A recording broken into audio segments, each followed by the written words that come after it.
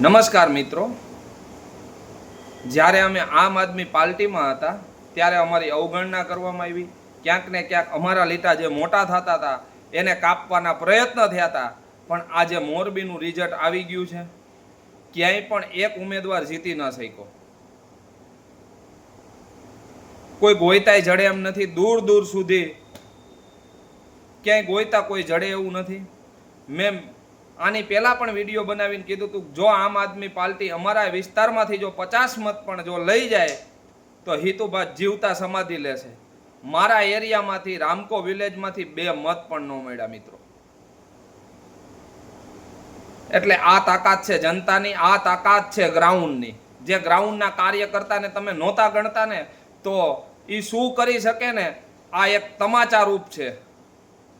જે મોટા નેતા થઈને ફરતા હતા ને જેને વિધાનસભા લડવી હતી ને એના માટે આ જોઈ લેવું કે કાર્યકર્તા કેવો જોઈએ. જે અમે ગ્રાઉન્ડ સંભાળીને બેઠા હતા ને આજે જેના કોર રહ્યા ને એની જીત થઈ ગઈ. તમે વિચાર કરી લ્યો મિત્રો.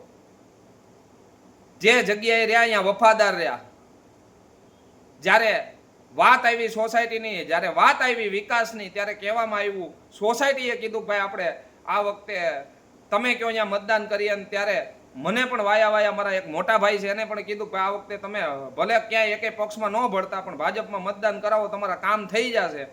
ત્યારે આ બાહેધરી લીધી અને જ્યારે મેં એ નક્કી કર્યું, નિર્ણય કર્યો અને ત્યારે લોકોએ એ બટન દબાવ્યું અને બટન દબાવી અને ભગવો અહીંયા લહેરાવી દીધો.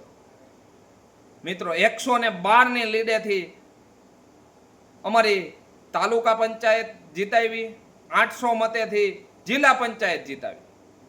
આ તાકાત છે ગ્રાઉન્ડની. જેને તમે અવગણના કરી હતી ને એ જ વ્યક્તિ આજે જીત તરફ પણ લઈ જઈ શકે છે. એટલે હર હંમેશ જે ગ્રાઉન્ડમાં કામ કરતો હોય ને એ વ્યક્તિને તમે ગણ્યા નથી ને એને જ તમને તમાચા મારીને પાછા કાઢેલા છે. જય માતાજી.